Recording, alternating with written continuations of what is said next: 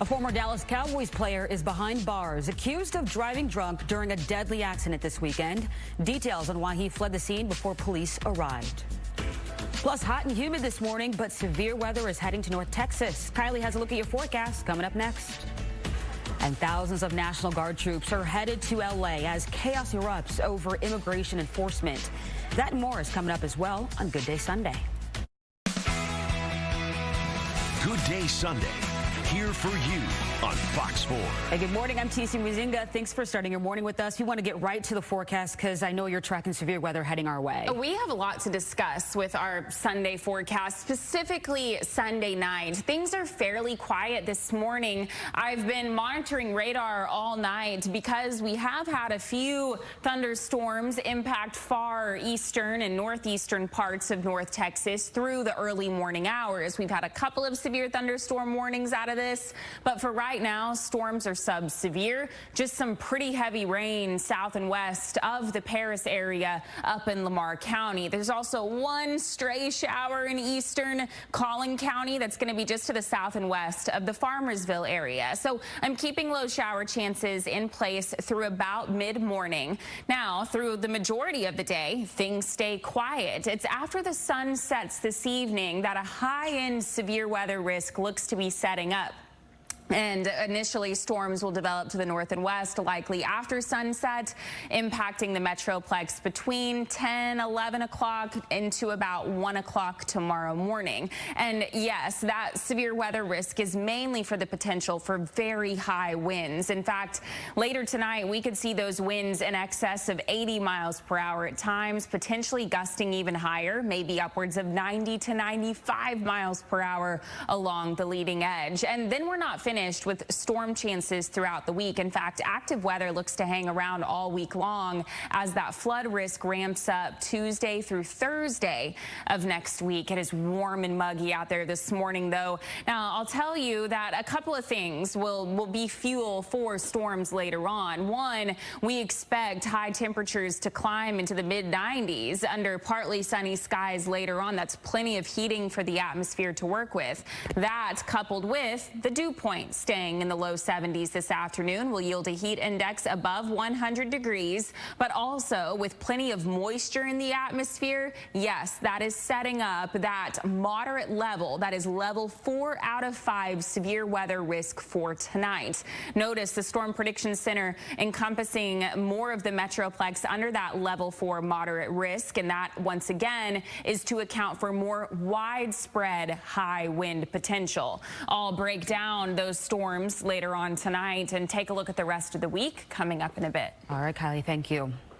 A former Dallas Cowboy and current XFL player for the D.C. Defenders has been arrested, accused of driving drunk and causing a crash that killed a woman on a motorcycle. 25-year-old Kelvin Joseph Jr. turned himself in to Richardson police early Saturday morning. Casey Stiegel has more. It was just before 5 Saturday morning when Richardson police responded to a motorcycle crash here in the 2400 block of North Central Expressway. Cops say the person riding the motorcycle, 27-year-old Cody Morris of Plano, was killed. More than 40 minutes later, police say they received a call from Kelvin Joseph Jr., who told them he'd been in the crash. Detectives ultimately determined Joseph and his BMW sedan were involved in a collision with the motorcycle.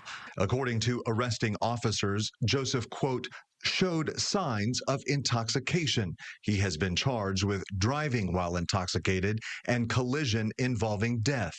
Kelvin Joseph was drafted out of Kentucky by the Dallas Cowboys in the second round of the 2021 draft. In 2023, the cornerback went on to play with the Miami Dolphins. In 2022, he was featured on Fox 4's Trackdown following a deadly shooting outside a club on Lower Greenville Avenue. Joseph was in a car with a suspected gunman the night 20-year-old Cameron Ray was murdered. But more than 4 months after the shooting, Joseph was cleared of any wrongdoing. Still in shock, some of the victim's friends didn't want to be on camera Saturday, but did confirm to Fox 4 these videos posted to the victim's social media show Cody Morris living her best life on the back of a bike. Casey Stiegel, Fox 4 News. The Defenders have a conference championship game today, and Fox 4 reached out to both the team and the league for comment, and we have not heard back yet. Former Duncanville basketball star Kirsten Russell has died. She is also the twin sister of Keelan Russell, a freshman quarterback for the University of Alabama. Authorities in Tuscaloosa say it happened on Wednesday. The investigation is ongoing, but police say it does not appear to be criminal in nature. Russell and her twin brother graduated from Duncanville High School together just last month. She was expected to join her brother at Alabama in August. Russell's family and coaches expressed their grief and thanked everyone for their support. Right, well, there were several runoff elections across North Texas Saturday for city council seats and mayoral positions. Last night in Garland, voters chose Dylan Hedrick for Garland mayor. Hedrick took the lead against Deborah Morris by more than 250 votes. Both runoff candidates are experienced members of the Garland City Council. And the race for mayor in McKinney is another close race as well. The fast-growing city has seen disputes over an airport expansion plan. Voters appear to have elected Bill Cox to replace George Fuller, who reached term limits. Cox, a former city council member, received about 53% of the votes compared to Scott Sanford. Cox is in favor of the city's airport expansion. Sanford is a former state rep and well-known church pastor in the community.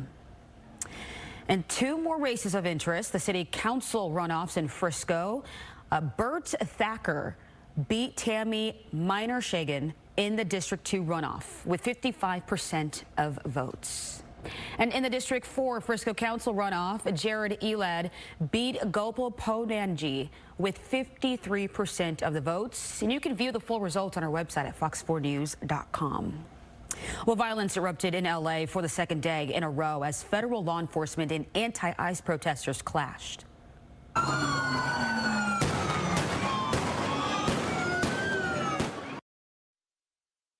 Smoke grenades and tear gas were deployed, and at least one protester was injured. 45 people were arrested. What video shows a car in flames in the city of Paramount, which is south of L.A. The White House announcing it's deploying some 2,000 members of the National Guard to help deal with the unrest, despite objections from Governor Gavin Newsom.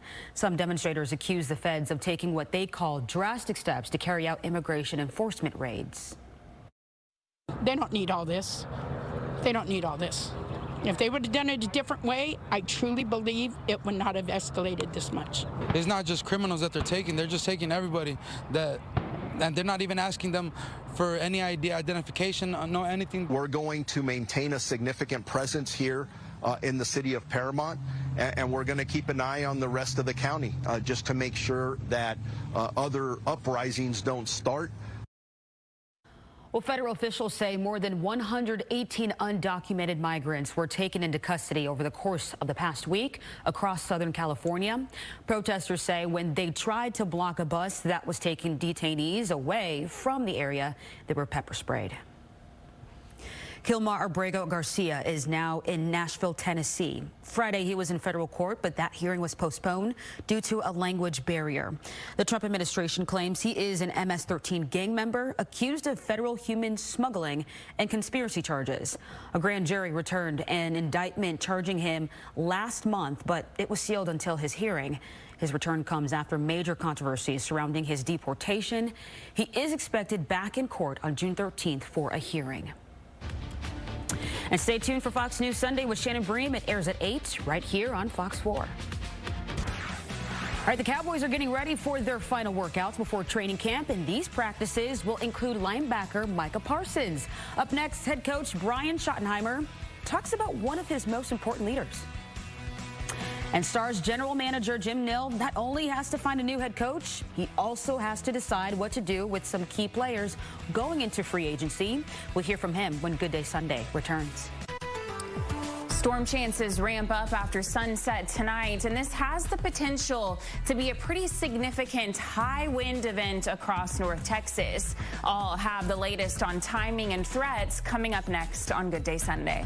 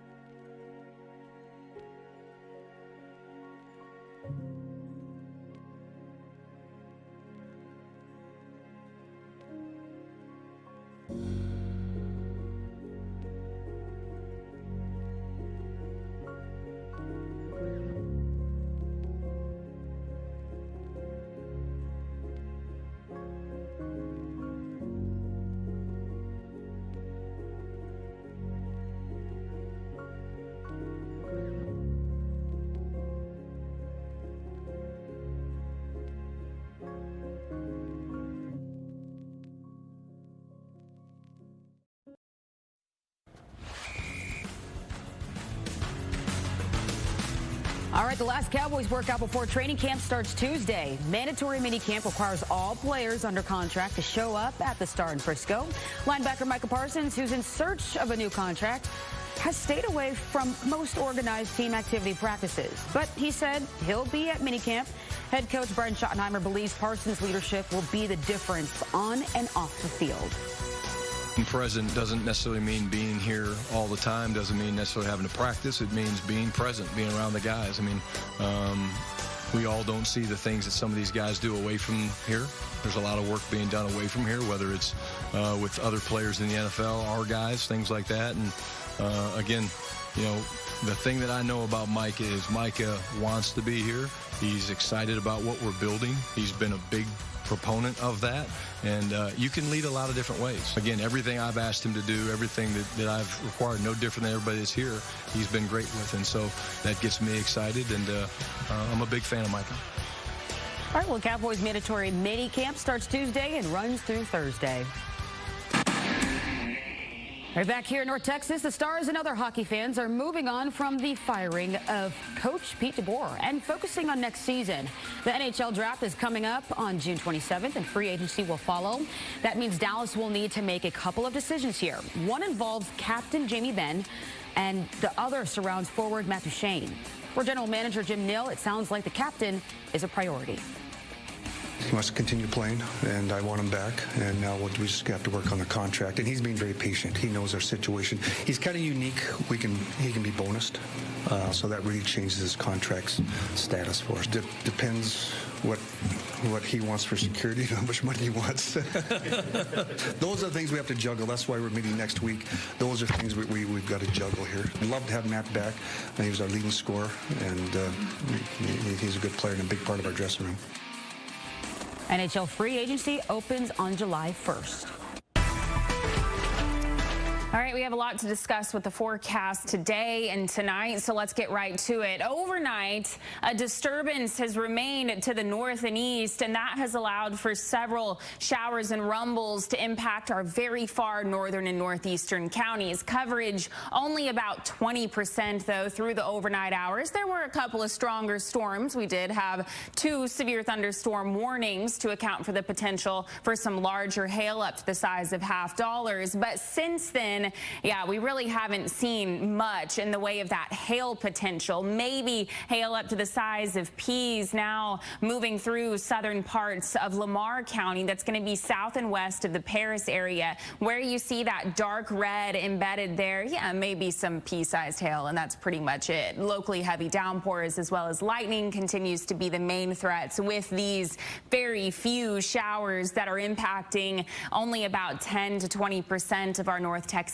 counties this morning. That'll be the case through about 9 o'clock. And then I think we dry out through the majority of the afternoon. It's after sunset tonight that threat for severe weather really ramps up. In fact, this has the potential to be a fairly high-end severe weather risk. I'll break that down in just a second. This morning, we are waking up to temperatures in the upper 70s to about 80 degrees, basically a repeat of the last couple of mornings, and you feel it with that added humidity. Dew points are expected to stay in the low 70s through the rest of the afternoon. Remember, moisture in the atmosphere is fuel for storms, and we will have plenty of that throughout the evening and even into the nighttime hours. By noon, we're back up to about 90 degrees. Partly sunny skies take over before climbing into the mid-90s. Yeah, the low to mid-90s look likely. I do think we see a little bit more sun than what we ended up seeing yesterday. Yesterday, that outflow boundary was draped right across the immediate metroplex. So because of that, we kept the clouds around a little bit longer, and we weren't able to heat up as much as what I initially anticipated. Today, I do think we see more sun. Another thing that's going to continue to climb, the heat index. Yesterday, we felt like those very low triple digits between about 100 upwards of 101. I expect a repeat today with the heat index climbing to about 103. Now we need to discuss those storm chances tonight. This is going going to be a pretty significant high wind event across North Texas. So we'll likely see the initial storms approach from the north and west along a boundary after 8 o'clock this evening. So that's going to be that bright blue that you see there highlighted on your screen. For the Metroplex, timing looks to be about 10 o'clock this evening through midnight before the rest of that shower and thunderstorm activity exits to the south and southeast. So again, showers that are left this morning will dissipate quickly. Partly sunny skies take over as we climb into the mid-90s. And then our attention will turn to areas to the north and west with the arrival of what will likely be a large complex of storms forming into more of a line before impacting the Metroplex between 10 o'clock and midnight tonight, and then exiting to the south and east pretty quickly after. Now, our short-range high-resolution models are hinting at the fact that movement of these storms is going to be really fast. Now, that being said, as those storms move pretty quickly, there will be these bowing segments along the leading edge, and that'll give us the potential for very high winds, which is why the Storm Prediction Center has placed a good chunk of North Texas under that level 4 moderate risk. Now, that doesn't mean that the threat for storms has increased a significant amount, but it does mean that the potential for severe weather will be more widespread. I think more of our North Texas counties sees that high wind potential. That'll be the greatest threat with the storms that develop tonight, especially along the leading edge. Now, the initial storms that develop could present that large hail risk. And along the leading edge of a line of storms, oftentimes we do have the potential for a brief spin-up tornado or two. That threat will also increase. So again, that moderate to enhanced risk is in place for nearly all of North Texas. This simply means that by the time the sun sets into the late night hours, you will want to stay weather aware. This, once again, has the potential to be a pretty significant high wind impact. And that means that the storms along the leading edge could produce winds at least at 80 miles per hour, maybe gusting upwards of 90 to 95 at times. That can do just as much damage as a brief tornado. So once again, just make sure that you are staying weather aware tonight. Very important. This does have the potential to be one of the most significant severe events that we have seen in North Texas all season long. All right, Kelly, thank you. And then find live radar on the Fox 4 Weather app. The WAP also gives you information on watches and warnings. Plus, you can watch live newscasts on the WAP. Just go ahead and scan the QR code on your screen. The WAP is free to download. Aiming to curb gun violence after seeing an increase in the number of children impacted. How Cook Children's is hoping to raise awareness this summer. Plus, a horse rider jumping into action to help police solve a hit and run. We've got more, and that coming up next.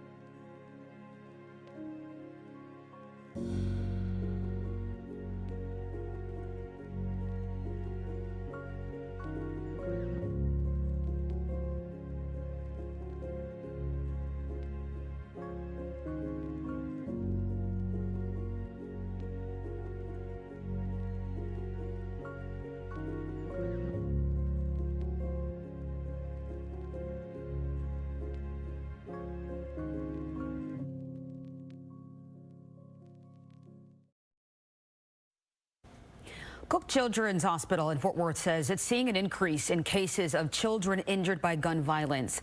The hospital hopes to bring awareness to the problem, especially now that school is out for the summer. Deion England has more.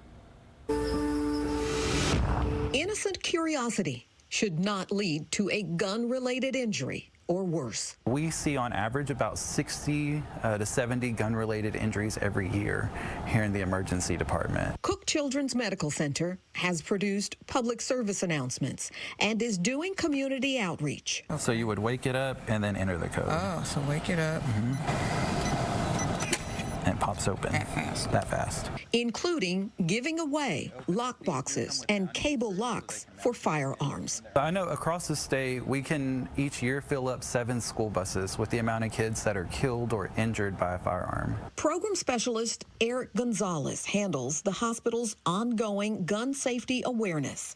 He says so far in 2025, 42 children have been treated for unintentional gun injuries, a number on pace to surpass a total of 62 such injuries during all of 2024.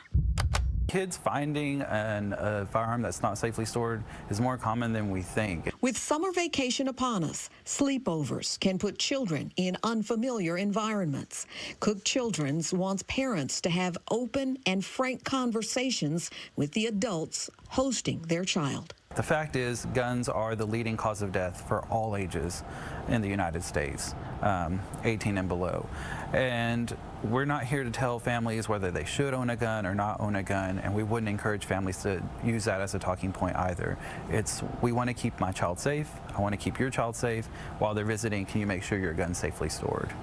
You know, very simple, to the point. What am I looking at here?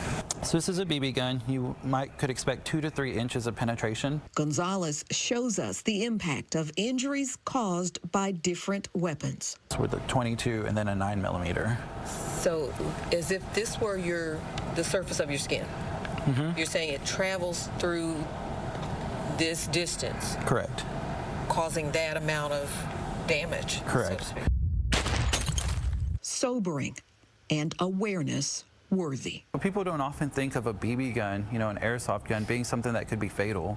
But when we've seen fatalities as a result of a BB gun, saving one life is a huge thing. So if we can do that, that's great, but we'd like to do more. In Fort Worth, Deion England, Fox 4 News. Well, his horse may not be white and he may not be a knight, but this concrete cowboy galloped into action to save the day after witnessing a hit and run in New Jersey. Greg Payne shows us how he helped solve this crime. The donkey over there, he's the guard. Meet Pasquale Mucciolo, better known as PJ, in his Swedesboro home full of pets, from cows and goats to turkeys and chickens.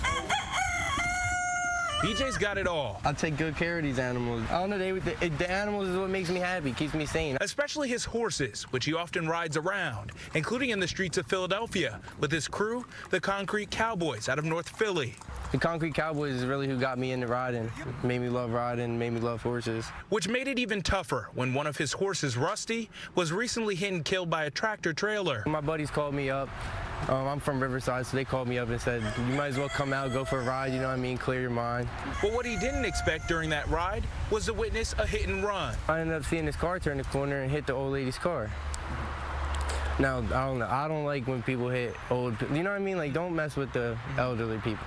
So he hit the car, cracked the car up, looked me dead in my eyes, and pulled off. Well, that wasn't going to fly for PJ or his horse, Shiny. Yeah, I knew they weren't going to stop. I already knew that. That's why I was ready to go get the tag. I don't know what they thought, the horse wasn't going to catch him or something, but it did.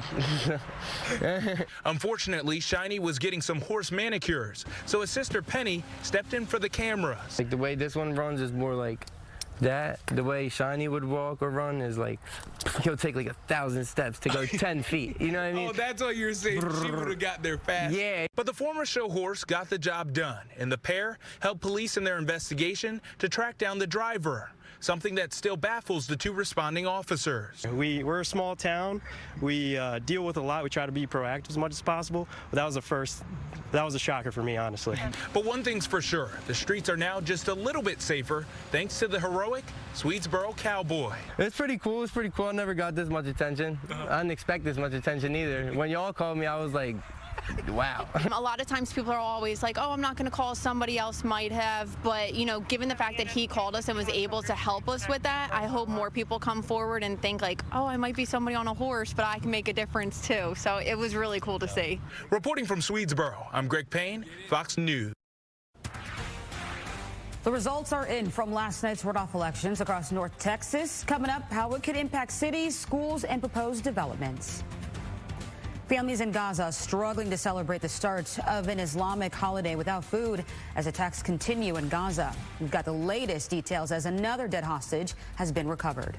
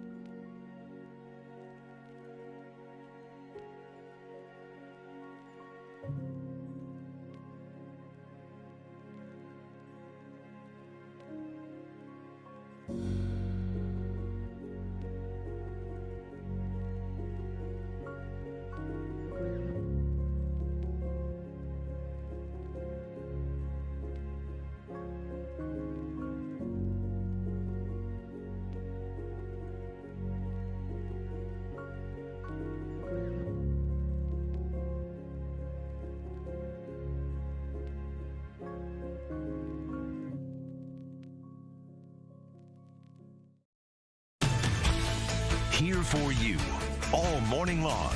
This is Good Day on Fox 4. Welcome back. Thanks for starting your morning with us. I'm Tisia. Let's go ahead and turn things over to Kylie with your forecast. And I know you have a lot going on in the forecast in the weather department. Before the storm rolls in, what kind of day can we expect today? Whew, basically a repeat of yesterday, Tisia. It is going to be hot and it is going to be humid. No change there. You'll notice the mugginess as soon as you step outside this morning. Temperatures are in the upper 70s to about 80 degrees, and we easily climb into the low and mid 90s once again. A couple of outlying areas to the north and east where we've seen that rain-cooled air filter in are sitting in the low 60s with a dew point right at 70 degrees. That is high humidity that'll hang around all afternoon, giving us that added heat index. Showers and rumbles have mainly stayed confined to far northeastern parts of North Texas. There are a couple of spotty showers, though, drifting through southern parts of Collin County and approaching far northeast Dallas County and even into Rockwall County. But we're only going to keep shower chances around through about mid-morning, and then we see a little bit of a break. Partly sunny skies take over. We soar into the low and mid 90s with an added heat index right around 102, 103 this afternoon, and then that shower and thunderstorm potential really ramps up tonight with a significant severe weather risk that's setting up, mainly for the potential for really high winds. We're talking winds at least at 80 miles per hour along the leading edge, likely gusting even higher, upwards of 90 to 95 miles per hour at times. Yeah, there's a lot to talk about with tonight's severe weather potential. I'll have a closer look at your Sunday evening and Sunday night forecast in just a few. Kylie, thank you. Well, plumes of black smoke were seen in the skies over Royce City. This viewer video is what bystanders saw in that area. Well, the Royce City Fire Department says it happened at an Encore power station on Main Street. Crews found a fire at a Tesla construction site that was under construction. The site contained a battery backup storage for Encore. The fire was taken out and no injuries were reported. Surveillance footage catching a rare sight in a small North Texas town. A young black bear was seen walking across. You see that right there? Not the man. Look right by the gas pumps. There you go. Walking across the gas station parking lot in Savoy, Texas. So that is just outside of Sherman in Fannin County. Now, officials with Texas Park and Wildlife say young bears are leaving their mothers this time of year and may end up in unusual places. So experts say if you see one, remain calm, keep your distance. They also urge against trying to run away. Right, there were several runoff elections across North Texas Saturday for city council seats. In the race for Dallas City Council in District 11, Bill Roth, a commercial realtor and attorney, announced his victory with 54% of the total votes. His competitor, Jeff Kittner, trailed with 46%. District 11 has seen a heated zoning battle against the proposed mixed-use development of the former Pepper Square strip mall. Well, Roth has said he'll work with residents to scale down that plan. In Irving residents, elected retired business owner and former Chamber of Commerce Chairman David Pfaff. His opponent, Sergio Perez, trailed with 47% of votes. It comes amid a recent debate over the Las Vegas Sands Corp's plan to develop a former Texas stadium into a casino resort. Neither candidate spoke in favor of the casino. Also in Fort Worth, Mia Hall was elected into the District 6 City Council seat with 57% of the total votes. The Crowley ISD board member led with a little more than 900 votes against opponent Daryl Davis II. She'll enter the seat as the city faces potential budget cuts, booming growth, and an $800 million bond, as well as a new city manager and changes to the city's EMS system. You can view the full election results on our website at fox4news.com. A Colombian senator is in critical condition after he was shot in an armed attack at a campaign event. Miguel Uribe is a possible candidate in the country's presidential election next year.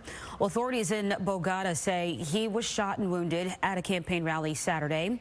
The Attorney General's office announced a 15-year-old boy was arrested at the scene with a firearm. Well, Uribe was shot twice and is reported to be undergoing surgery. The Democratic Center Party released a statement calling it an unacceptable act of violence. Now to the war in Gaza. The remains of another hostage have been recovered. Israeli officials have been working with Thailand to return the body of a man captured during the October 7th attacks. This also comes as Israel intensifies its offensive into Gaza despite the start of a Muslim holiday. CB Cotton has more. A race to find survivors in Gaza City after Israeli airstrikes destroy a building on Saturday. At least 6 people were killed in the attack, including children. Gaza health officials say they're part of the nearly 100 who have died in the past 24 hours as Israel continues to aggressively expand its latest ground offensive. Elsewhere in the city, hundreds of Palestinians lined up for food at a soup kitchen, many waiting for hours under the blazing sun. I have been standing here for more than an hour and a half. I feel I have sunstroke and I am in need. It was a grim start to the Muslim holiday of Eid al-Adha, normally marked with food, new clothes, and a festive spirit. Instead, Palestinians buried their dead and searched for food. We don't want anything. We don't want joyful celebrations. We just want the warplanes to lessen their operations. Meanwhile, in Tel Aviv, relatives of Gaza hostages continued to demand for an end to the war and the return of their loved ones. The call for action came as Israel announced it retrieved the body of a Thai hostage abducted during the October 7th attacks. Earlier this week, it also recovered the bodies of 2 Israeli Americans. What more is left to do in Gaza that has not already been done? We can bring everyone home if Netanyahu would simply agree to end the war. According to Israel, 55 hostages still remain in Gaza, and around a third of them are believed to be alive. CB Cotton, Fox News. 4 people have been killed after Russia launched a large-scale drone and missile attack on Ukraine's second-largest city. Ukrainian officials say dozens were wounded in Kharkiv after several Russian aerial bombs were dropped on the city center. Ukrainian President Volodymyr Zelensky called on the U.S. and European allies to increase sanctions on Russia. President Donald Trump has said he hasn't decided yet and will see. If I think Russia will not be making a deal or stopping the bloodshed, 5 and 6 even, I've been saying 5 and 6, now it's more, 1,000 a week, soldiers being killed, and people being killed, not just soldiers, people being killed, but largely soldiers being killed. Yeah, use it if it's necessary. As Ukrainians assess the damage on their soil, Russia is doing the same. Russia's defense ministry said its forces shot down 36 Ukrainian drones. Ukraine says it's revenge after they struck a Western fuel reservoir in Russia on Friday. Stay tuned for Fox News Sunday with Shannon Bream. It airs at 8 right here on Fox 4. All right, the Rangers once again look for some clutch hits and a little bit of luck, hoping to end a 4-game losing streak. And it's been 10 years, but finally, an American woman not named Serena Williams is celebrating at the French Open in Paris.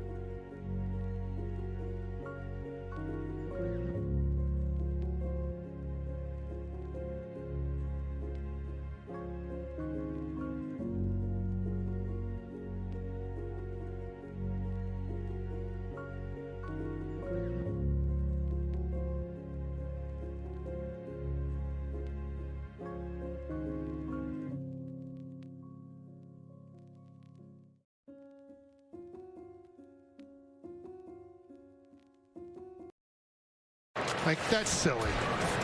This ball hit hard, out to the alley, left center field. That one's down, base hit. Here comes Haggerty. Langford around third. He'll score. A clean double for Simeon. All right, Marcus Simeon drove in 3 runs to help the Rangers snap a 4-game losing streak. Starter Jacob deGrom pitched 7 innings, allowing just 2 hits and struck out 7 in the 5-0 road win over the Nationals. Think about my first year here, 2022, just a slow start, and you know, what helped me get out of it was sticking to my routine, so that's what I'm doing right now. Just sticking with it, you know, it's a long season. Just sticking with my work, trying to find something that I like in the cage and continue it. Well, the Rangers finished their series in Washington, D.C. this afternoon. And the only Texas team left in the NCAA baseball tournament must win today or their season is over. UT San Antonio lost last night to UCLA in L.A. Super Regional 2-5. A road runners win forces a do-or-die Game 3 tomorrow. If the Bruins win, UCLA advances to the College World Series in Omaha, Nebraska. All right, people living in the small town of Gordon are waking up bursting with pride, even though the high school baseball team fell short in its quest to win the Class 1A state championship. Well, Gordon is in Palo Pinto County, southwest of Fort Worth, and residents continue to recover from an EF1 tornado that badly damaged the town and only school building last month. Saturday morning at Dell Diamond and Round Walk, the Gordon Longhorns lost to Fayetteville 4-2. We have a lot to discuss with our Sunday night forecast, but this morning things are pretty quiet across North Texas. The sun is up and temperatures are muggy. It's in the upper 70s and low 80s, basically what we've bottomed out at the last couple of days, but factoring in that humidity, and you can really feel how much moisture is in the atmosphere. Hey, speaking of moisture, there are a few showers out there to start. For areas to the north and east, a couple of showers and rumbles have continued to drift to the south and east this morning from southern parts of Oklahoma. We've been watching radar all night long because there were a couple of stronger storms initially that crossed over the Red River, producing some hail as well as lightning and some brief gusty winds. But for now, these are just run-of-the-mill thunderstorms. Yes, we can't rule out, again, some lightning, brief gusty winds, and some heavy rain. But for the most part, these storms will stay below severe limits and will start to taper off after mid-morning. Coverage, again, higher the farther north and east that you live, but there are a couple little showers that are drifting a little bit closer to the immediate metroplex. Eastern parts of Collin County have seen a stray shower or two. Rockwall County also looking at a shower drifting in this morning. That rain-cooled air, though, is confined to the north and east. The rest of us are like, what rain-cooled air? It is warm and it is muggy to start. Upper 70s to about 80 degrees. We easily climbed to 90 by noon, with highs expected in the low to mid-90s under partly sunny skies.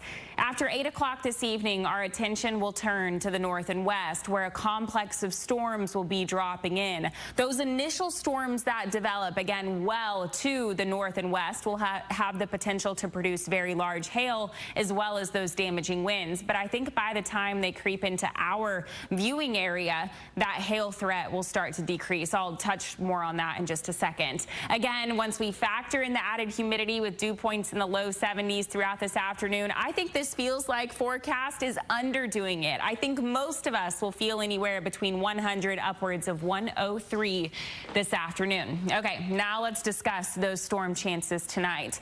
Tonight's severe weather risk has the potential to be significant across North Texas, with high winds as the main concern. In fact, as some of the data was coming in throughout the day yesterday, we started to become more concerned with that high wind potential. And rightfully so, the Storm Prediction Center upgrading us to that level 4 moderate risk to account for more widespread high wind potential. That doesn't mean that the threat for severe weather has jumped up in the last 24 hours, but it does mean that more widespread high wind potential is in place. In fact, when I'm talking about high wind potential and how significant it could be, anytime we're talking high winds along the leading edge of a line of storms upwards of at least 80 miles per hour, that's significant, especially considering the fact that a couple of little bowing segments along that leading edge of storms later tonight could produce gusts between 90 or even 95 miles per hour. So I alluded to the fact that the Storm Prediction Center has upgraded a good chunk of our North Texas counties, now including the Metroplex. But what this means is that more in the way of that coverage of high winds is expected, not necessarily that this significant tornado threat has increased or anything like that. It just means that more high winds are in the forecast. That remains the greatest threat. The tornado threat is low, but it's not zero. Typically, when we're talking about a line of storms along the leading edge, a brief spin-up tornado can't be ruled out, and that threat will exist once again. That hail threat remains for areas well to the north and west. The initial storms that develop could produce that large hail. By the time that complex of storms inches closer to the Metroplex, the hail threat will decrease, but the wind threat will increase. And yes, there does remain a flooding concern as well, as heavy rain is back in the forecast. So here's kind of our updated thinking on timing. After 8 o'clock, winds will approach from the north, or the storms will approach from the north and west, and then slowly inch towards the Metroplex between about 10 o'clock tonight and midnight, before exiting to the east and southeast after 1, 2 o'clock tomorrow morning. Now, Notice that time frame is pretty short. I mean, 6 hours for a significant batch of storms isn't much, and that's because by the time storms get going, they are going to move quickly. Here's what our latest futurecast is picking up on. After 8 o'clock, storms move into our northwestern counties, impacting the metroplex between 10 o'clock and midnight before quickly exiting to the east and southeast after 1, 2 o'clock tomorrow morning. We keep just about 30% coverage in place for storm chances tomorrow.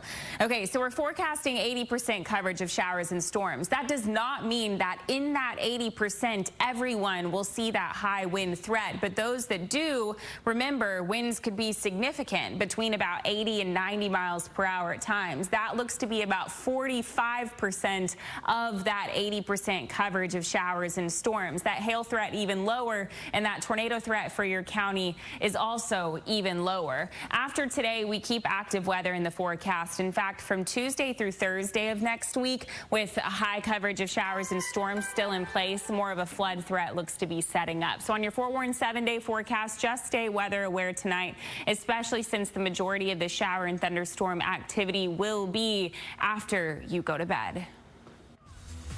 All right, well, Coco Gauff is the first American woman to win the French Open since Serena Williams in 2015.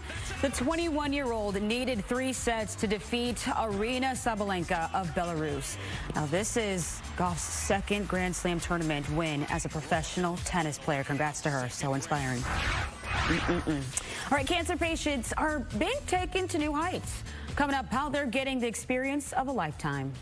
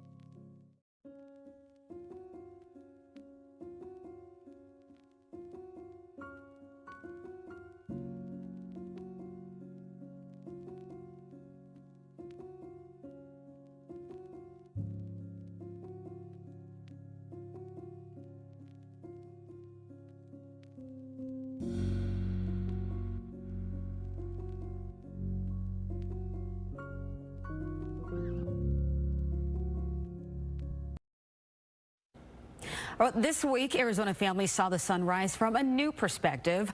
A hot air balloon company teamed up with the Arizona Cancer Foundation to give children a very special ride. Dominic Newland has more. In light of National Hot Air Balloon Day, it was up, up, and away for kids and their family members. Some excited to be in the skies, others a little nervous. I'm scared of heights. He's really excited because this could be his first time, so we're both excited. The ride is made possible through a partnership between Rainbow Riders and the Arizona Cancer Foundation for Children. The local hot air balloon company is donating free sunrise balloon rides to 3 ACFC families while they navigate a difficult time. It's one of those situations where you feel yourself getting teared up while you're watching. It's really special for us to be able to do this, and we're only continuing to grow our partnership with ACFC, so stay tuned for more to come. ACFC offers a number of different events year-round for the kids they serve. And not only does the 45-minute experience give families a breathtaking view of the Sonoran Desert, but lifelong memories and a moment of peace and joy, something cancer survivor Haley is receiving watching her sisters fly above. They provide you with services. They'll give you they just have a bunch of services for kids who need help with therapy, dog therapy. They have a dog there too. Rainbow Rider says for those interested taking a flight, they offer rides every day, weather permitting, continuing their mission of uplifting the community. For Fox News, I'm Dominique Newland. Well, the Broadway musical The Lion King returns to Dallas. We'll get a look behind the scenes coming up.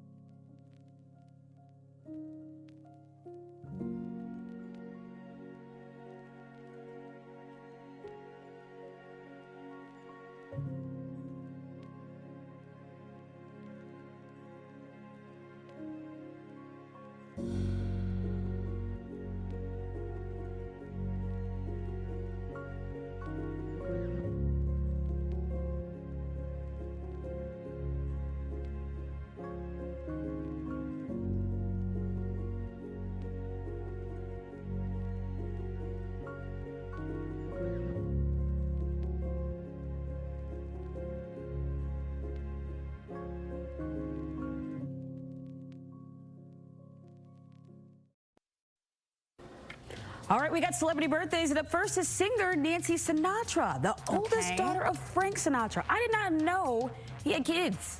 I know. I was listening to Frank Sinatra this morning. I love this man's voice. Okay, I'm gonna say, I don't know.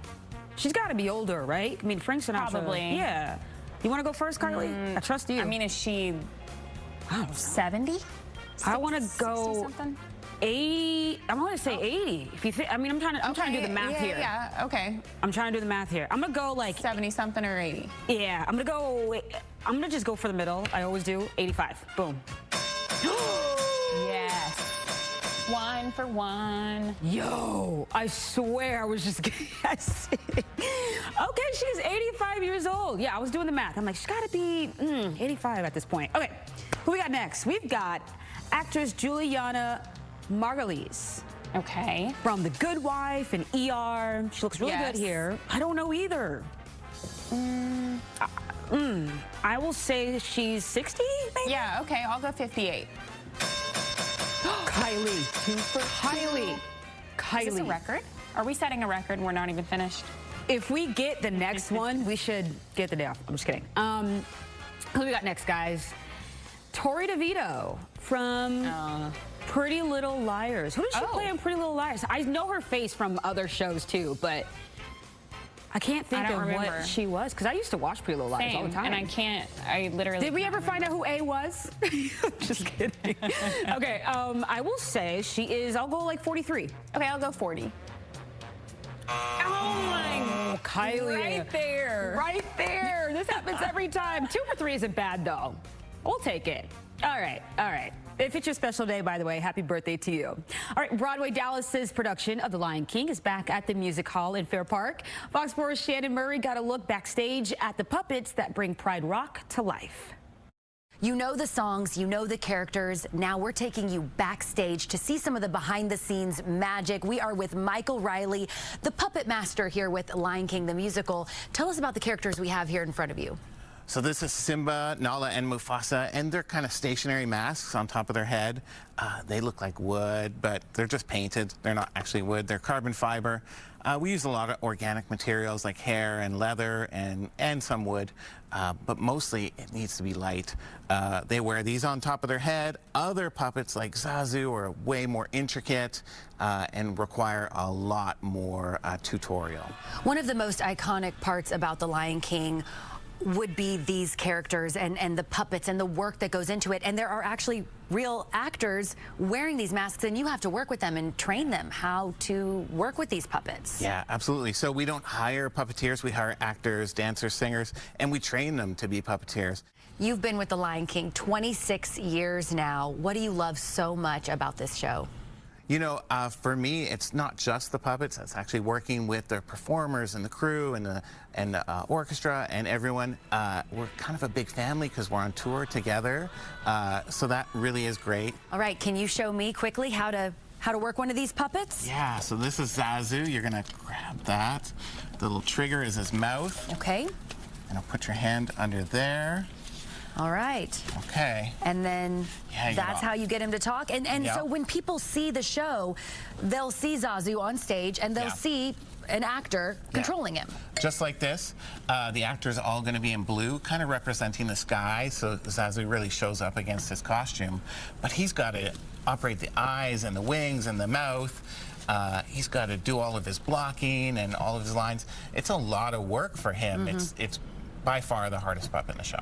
All right, well, yeah, I think I've got it. All right, well, Michael, thank you so much for talking to us. You can see The Lion King here at Fair Park at the Music Hall until July 3rd. Reporting in Dallas, Shannon Murray, Fox 4 News.